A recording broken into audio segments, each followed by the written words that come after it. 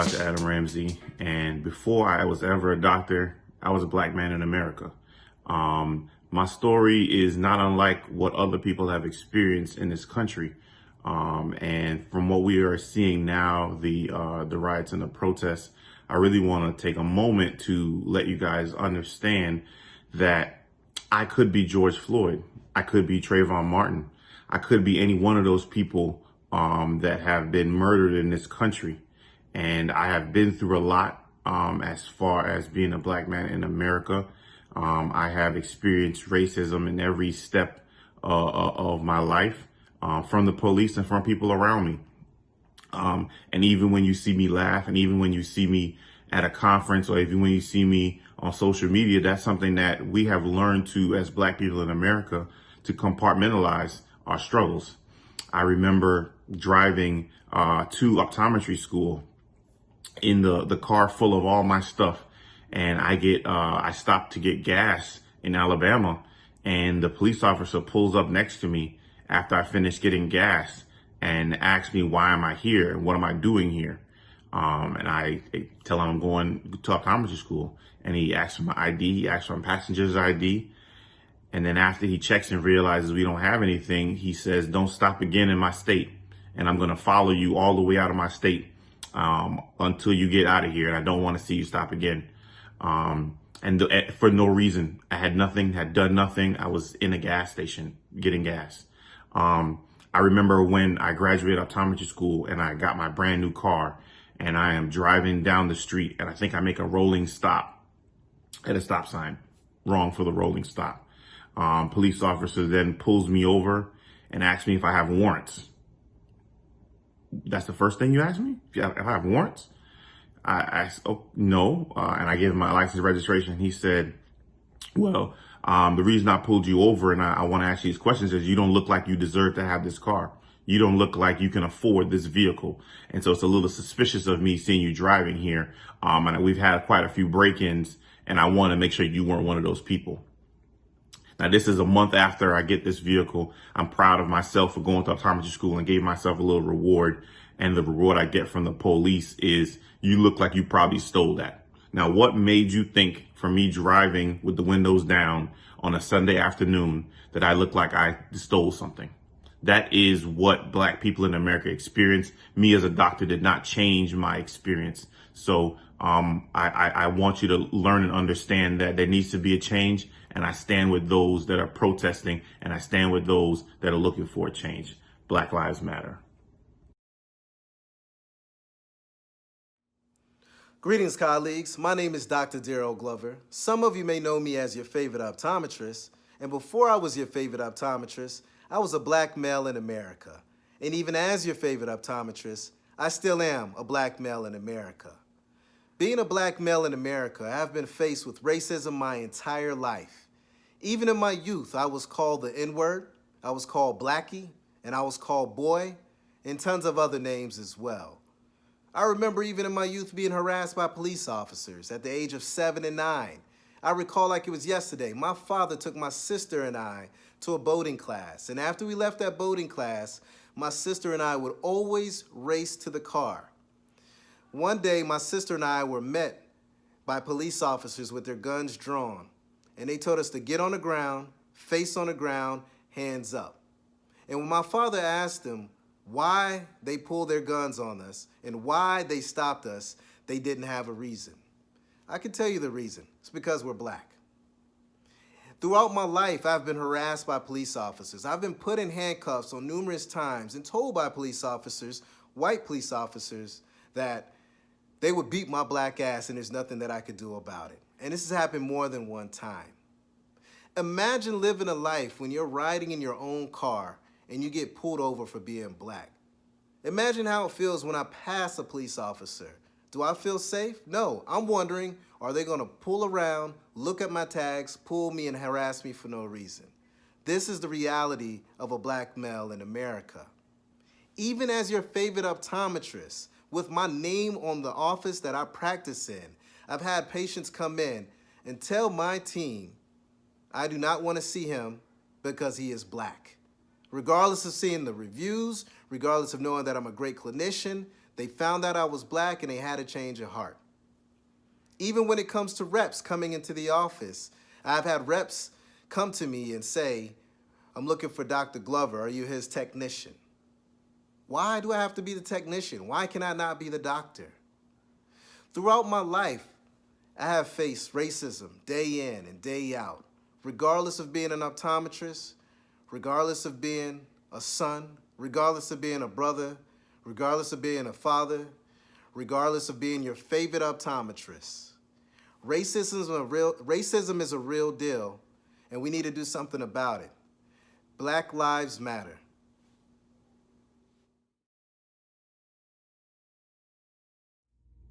Hello, this is Dr. Janelle O.D., CEO and founder of Brain Eyes Vision Center and Premier Eye Spa. Before I was ever an optometrist, I was black.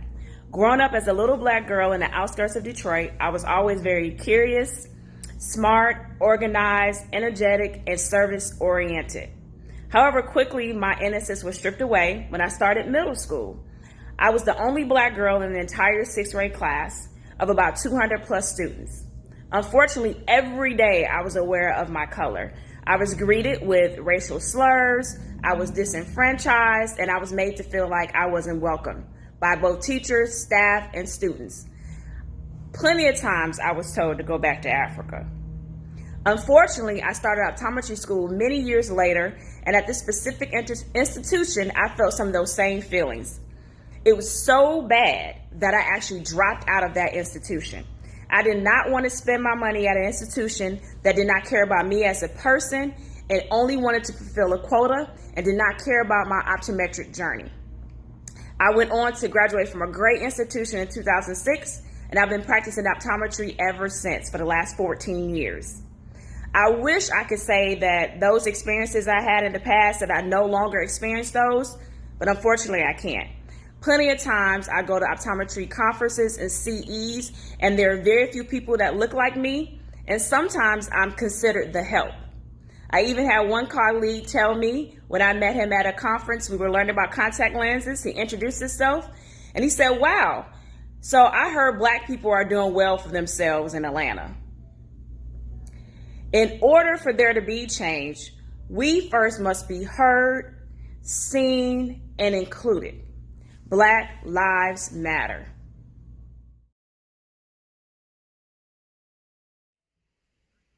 I am Dr. Thomas Hunter, Assistant Professor of Ophthalmology at Duke University.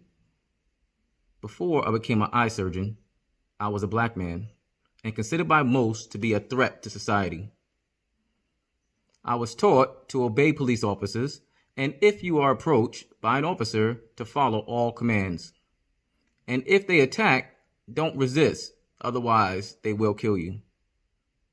I was raised in Harlem, New York until I was a teenager, when I moved to Georgia, and I can assure you that the same rules apply in Georgia as they did in New York.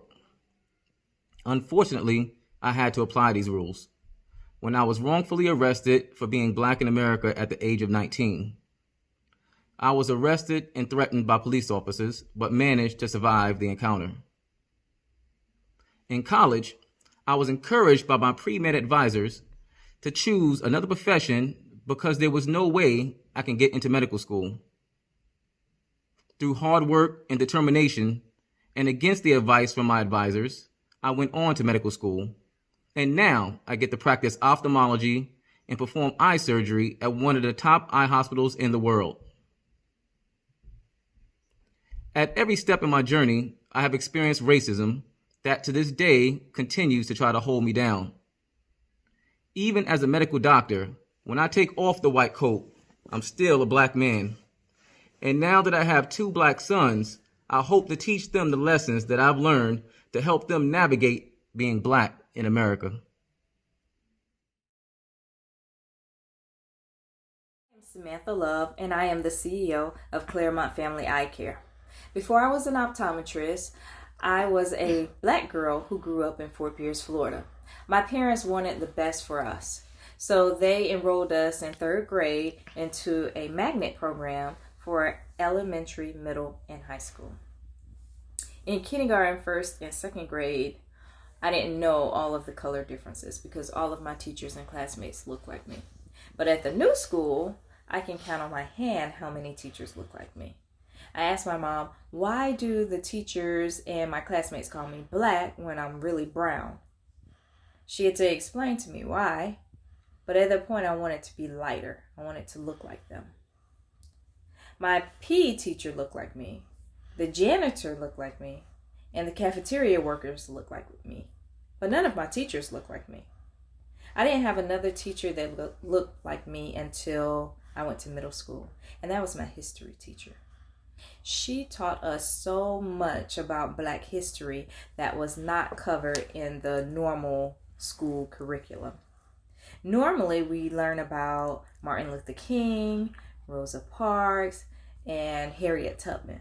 But what about the other African Americans or Black people who helped to shape America? I wanted to know more about those. That's why I chose to go to Southern University, which is a historically Black college and university, a HBCU. I wanted to learn about the Black college experience. I wanted to learn about Black history, and I wanted to learn about just being Black in general. What do I want? I want for us to be included. I want for you to be receptive towards people who do not look like you. I want you to be sensitive to the feelings of people who do not look like you. Many times we congregate together with other minorities because we are looked upon in a bad manner or frowned upon, or many times comments are made that make us feel less than what we are. But we learn to develop a thick skin and get past that. This is my story, and Black Lives Matter. Hi, this is Dr. Ansel Johnson, and I'm going to give a few words about my experiences as being a Black optometrist. I can give numerous stories in terms of my experience, in terms of growing up in Robbins, Illinois, all Black suburban community just outside Chicago. My first experiences that I remember with integrated school system, undergrad at a PWI in downstate Illinois, and then optometry school at the New England School of Optometry. But after all of that, we always receive little things that try to discourage us. And again, my foundation is being unashamedly Black and unapologetically Christian, because I'm blessed with strong parents, a mother and a father that instilled those values in me and would not let me quit. As an optometrist, it's so important that our young people see us, because we are a rarity, and it should not be that way. But in the words of Juwanza Kanjufu, it's hard to be what you haven't seen. So brings me great joy in young people. You bring a smile when they see you because you look like them, or a senior citizen just automatically has a world of trust in you because they know you really care about them, that you can sit up and you can pray with them, that you understand their hardships and their burdens and their successes and their joys. It's truly a blessing. So with that being said, Black Lives Matter and Black Eyes Matter. Thank you. Hi everyone, I'm Obi Malope, an optometrist by profession and the founding director of Vision Straight. However, before all of that, I'm a Black man in the Eyecare industry. I've been involved in the Eyecare industry for the last 13 years. And over that time, I've been afforded the wonderful opportunity of being a speaker at various Eyecare related conferences. Unfortunately, post most of my presentations, Black people come to me and say, Obi, what an incredible delivery with regards to your presentation that you've just had. It is a pity though that you were the only Black speaker out of the panel of 14 speakers that the conference had. And right there, dearest colleagues, is where the problem lies. It is completely abnormal for there to only be one or two speakers at industry events that are being attended by Black people, Indian people, white people across our wonderful profession. And so it is important that as an industry, we understand that part of unifying us is to ensure that we are more inclusive and that we are embracing diversity. And so going forward, one thing that I would definitely personally want to see taking place at various eye care related industry events is more people who are of color being afforded the opportunities that I have been personally afforded, and seeing them also being those black speakers who are speaking on various topics that are outside of what I normally speak about. And so I'm looking forward to this change taking place in the eye care industry, because once this change takes place, the way we will be able to be unified as the eye care industry is going to continue to increase, so that all eye care professionals can continue to be able to serve the wonderful communities that their businesses are operating in. And that is my story. Black Lives Matter. Is Dr. Corley. I practice optometry in the first state, Delaware. Before I was an optometrist, I was just known as Whitney, a young black woman with dreams and aspirations. I've lived in a predominantly black neighborhood in Newark, New Jersey, and a mixed neighborhood in South Florida. Although I grew up in those neighborhoods, I never had a doctor that looked like me. I grew up never judging anyone by the color of their skin, but rather their character. Despite this observation, I made a conscious effort to initiate change and be that representation in a field where I can make a difference in the lives of many. Upon graduation from optometry school, I was one of 3 black graduates that was out of around 63 students. Representation matters for African Americans. I can't tell you how many patients have said, "Wow, I have never seen a black eye doctor." I'd love for my children to grow in a country where they feel safe and not threatened due to the color of their skin. I'd love my children to be able to walk by a crowd of Caucasian students and not be called blackie or have fingers pointed at them saying, "Ew." Those are actually true events. I'd love for my children to grow and be able to drive and not be fearful that they may encounter a racist officer with malintent.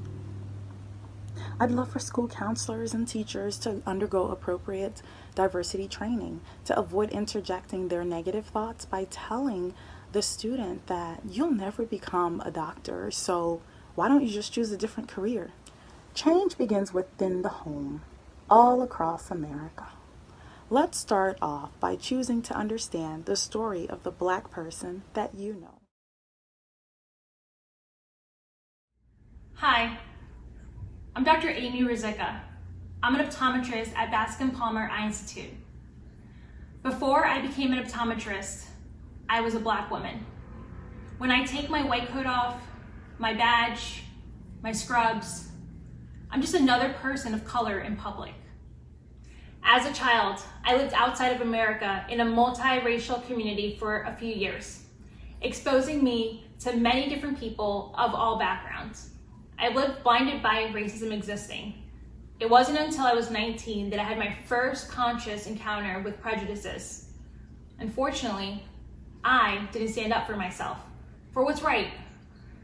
Later, at 22, I was a victim of being judged solely by the color of my skin. I was wrongfully arrested by a white cop. I forgave him for he did not know. That's what I said.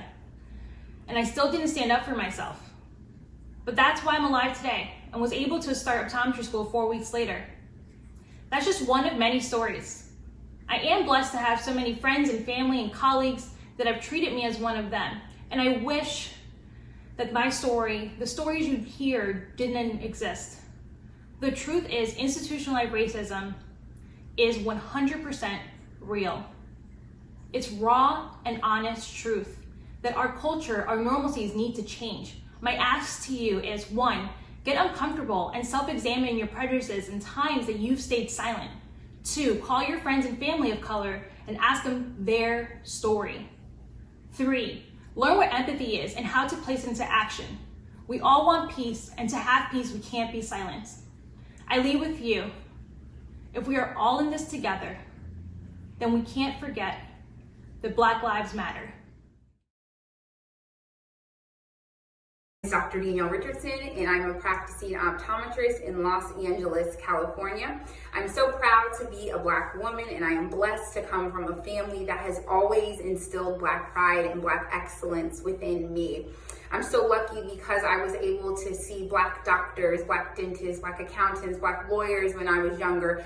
And I've always seen us be successful. Unfortunately, as Black people, we have to live by a different set of rules, and this is something our parents teach us very early. I'm from Indianapolis, Indiana, and that is where I grew up, and I went to college in Indiana at Indiana University, and I went to optometry school there as well.